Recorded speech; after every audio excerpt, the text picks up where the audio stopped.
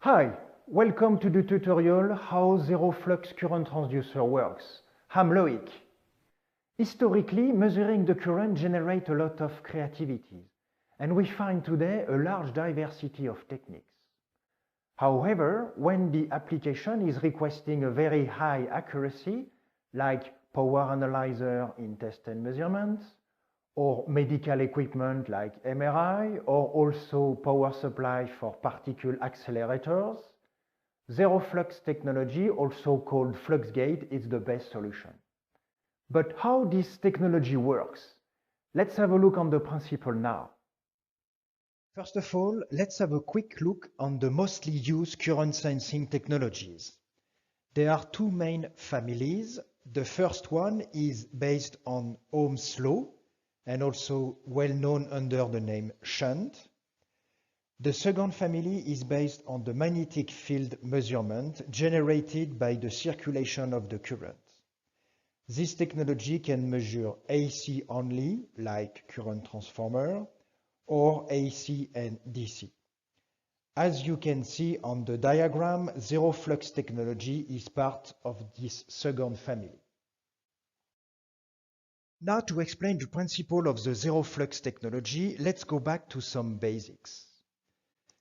Let's take a pickup coil built with a magnetic bar surrounded by a pickup coil as shown on the screen here.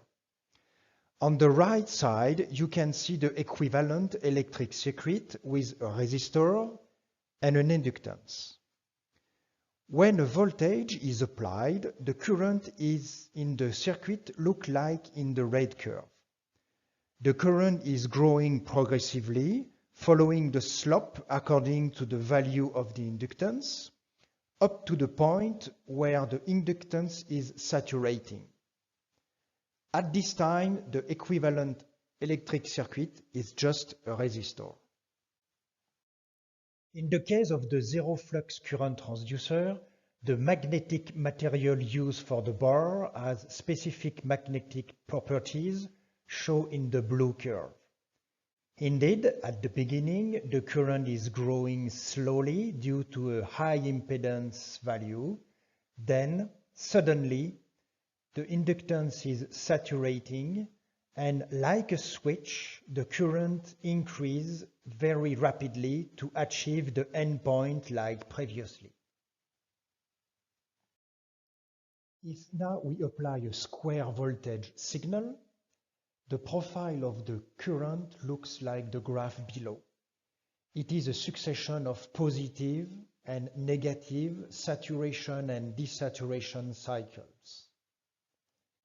If we place a conductor close to the Fluxgate element, the circulation of the current will create an additional magnetic field, which will influence the signal by shifting the zero position, as shown on the diagram here.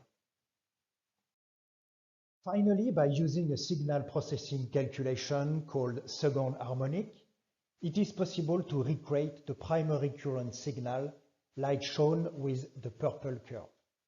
That's basically how the zero flux principle works. Most of the time, to make the technology even better, the transducer manufacturers are associating the closed loop principle shown here on this diagram. The Fluxgate element is placed in the air gap, and when it's measured the magnetic field, the current output is re-injected through a secondary windings, which then generate a magnetic field on the opposite way. By doing so, the magnetic field seen by the Fluxgate is always zero, eliminating offset and linearity issues. During the introduction of that video, I spoke about the huge creativity for current measurement principle. It is the same for the zero flux technology, and indeed it exists on the market four main topologies. The first one is based on a magnetic core with an air gap plus a secondary windings. It looks like a closed loop Hall effect current transducer where the Hall element in the air gap has been replaced by the Fluxgate. The main benefit is a good offset drift. The second topology is a single core which plays itself the role of the Fluxgate element. As there is no air gap, one of the key benefits is the EMC robustness and also the high resolution.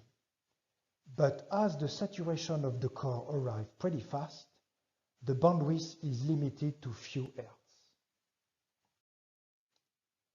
The third topology solves this issue by adding a winding core, which is measuring only the AC signal like a current transformer.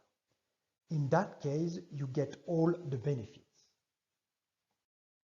However, sometimes the performance is still not enough, and there is a last topology called balance core.